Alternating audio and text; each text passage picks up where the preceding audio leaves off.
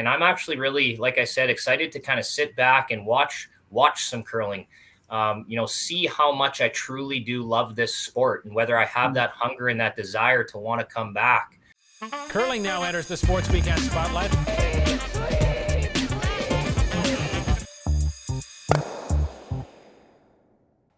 I went to type my name and I started typing it and I thought, no, I'm going to put one of my nicknames in there from the front end boys, mainly EJ. Well, now we're all going to call you Papa Smurf. The only other person that's done that for us is George Stroumboulopoulos. That's true. Yeah? Yeah. What did he put in?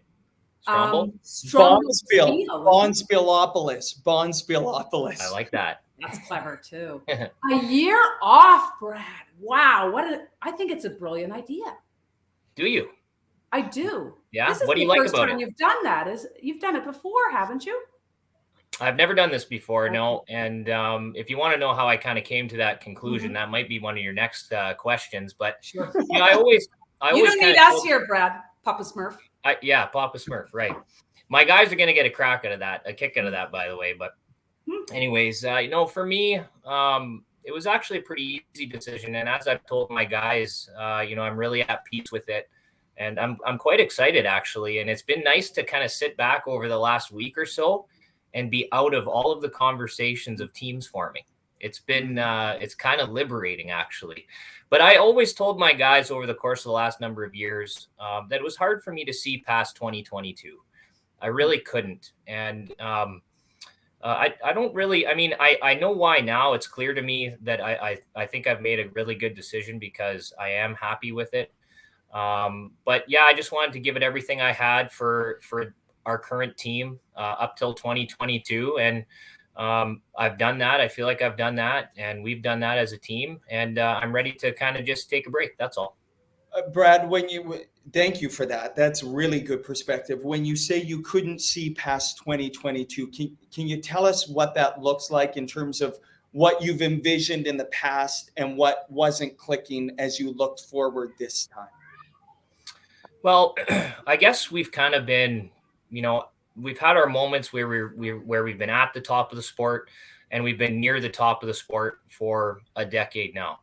And I'm sure you can both appreciate this, Colleen, yourself, especially, you were involved in the sport at the highest level for so many years. It's a grind. It's a grind. And I appreciate the grind. I appreciate how difficult it is, all aspects of it, all the training, all the travel. It's certainly not a glamorous life at times, right? And I appreciate that it's hard. I welcome the hard part of it.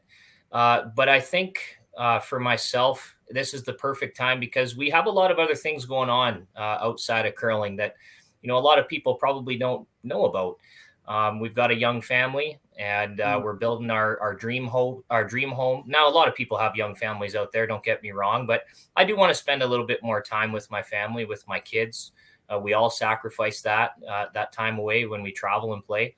So I want to take some time to be with them a little bit more. And we're building a new home beginning in the spring here. That's going to consume a lot of our time and energy over the course of the next probably 6 to 8 months, maybe even a little bit longer. Nice. We've got some business interests that we want to really pursue and put a lot of time and effort towards and be a little bit more consistent on that end in our life. So, and the other thing, I'm welcome and open to new challenges in with my health, just growing personally as an individual, as a family. So, that's some perspective on all of that for you. Wow. What would our next question be, Brad? Okay, no, wait. You talk about the grind, and that certainly is. People do think it's more glamorous than what it is, and sometimes you're just flat out exhausted, and you come back to your other life and your other job, etc., and it's hard to juggle. But yet there's a discipline to it.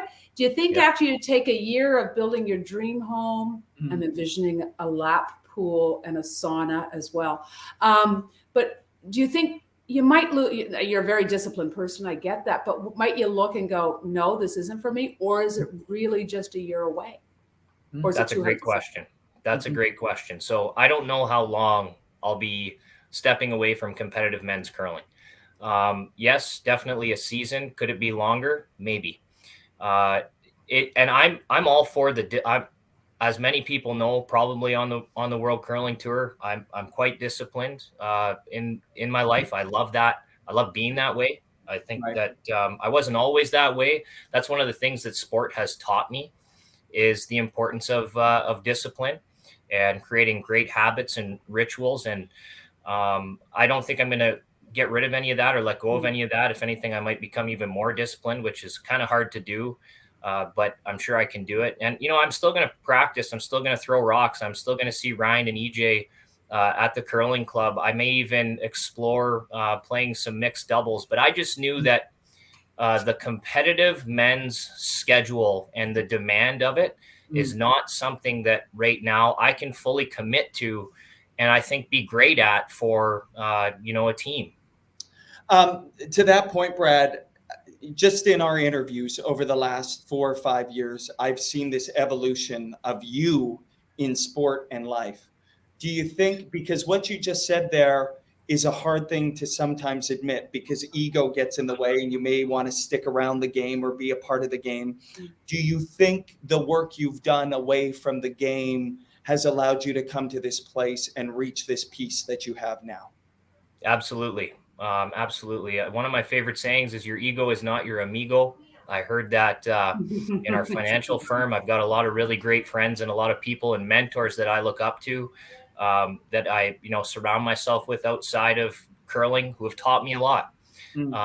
So, yeah, I mean, it's for me, like I said, it's been a pretty easy decision. I'm always open to learning and growing and being open-minded. And I'm actually really, like I said, excited to kind of sit back and watch some curling, see how much I truly do love this sport and whether I have that hunger and that desire to want to come back. Or if it's something that, maybe is going to be in the rearview mirror for me. I really don't know, but time will tell. And yeah, that's about it on that, really. Your ego is not your amigo. That's so good. Did playing with Mark Kennedy, who took a year off, help? Did that influence you at all? Kind of going, well, it didn't hurt him. It didn't affect him. He came back recharged, looking strong, or? Yeah, I did talk to Mark a little bit about that and get his insight on that because he did it for his own reasons. Now, I know that back then one of the big reasons for him was he wanted to repair his body a little bit. He had some lingering injuries that he was really open about that he wanted to kind of fix. For me, I feel as healthy, if not healthier than I've ever been, which is great. But he did say that it did rejuvenate him, give him a little recharge and refresh. And I think I need that at this point. Skipping is not easy. And I was watching, by the way, I almost feel like I'm a little bit of a sissy compared to Brad Gushue, who's been like on the grind like crazy over the course of the last few months. Right. But as he knows, and anyone knows who skips, that position is a different animal. It really is. And it can do some strange things to the individuals that play those positions. It's pretty tough. So and as everyone knows too, when they watch our team, we've played with a lot of intensity over the past 10 years. we really give it everything we got. Not saying that other teams don't, but we've always tried to, and we've talked about this a lot, bring that same intensity to that, a lot of players or a lot of teams bring to Canadian championships or into their playdowns, bring that same intensity into all the Grand Slam events, all of the club events that we play in. So we've been giving her, and that's just a lot of effort and energy that we've put out. And I just need to kind of hit the reset button here, like I said. In the Olympic trials, by the way, was that another dagger? Was that a dagger to the heart, really, of just like, there's another little bit of torture? Yeah, after we lost that, I kind of said, with the exception of a couple things, we've pretty much won and lost everything that this sport has to offer. We've pretty much won it and lost it, and we've experienced both the highs and the lows. Right. You know what? After that loss, it was tough. It was tough for all of us. Everyone took it and handled it a little bit differently. But I think I had a pretty good perspective going into that event. I was really working on that. I didn't want to put too much pressure on us or myself. And hey, that's just sport. At the end of the day, there's got to be a winner. There's got to be a loser. And we were not the better team that day. And the better team won. And we came this close. But thankfully, you know what? You look at it, we won. When we won a lot in this sport, I was 27, 28, 29 years old. Yeah. A lot of guys and gals out there chase those dreams and those things that we were able to accomplish into their 30s, into their 40s, and they may Mhm. never happen for them. So I think Mhm. we've been very fortunate to have accomplished all of those things and lived out our dreams at a Mhm. very young age. Yeah. Wow. Beautiful. And stuff. the Beautiful. poor 28-year-olds now, that it seems like provincials and so much is canceled. You wonder how they even go with the training. Anyhow, Papa Smurf, so Yeah. much wisdom. I'm going to be saying that to Devin all the time, by the way. Your ego Right. is not your amigo. Okay.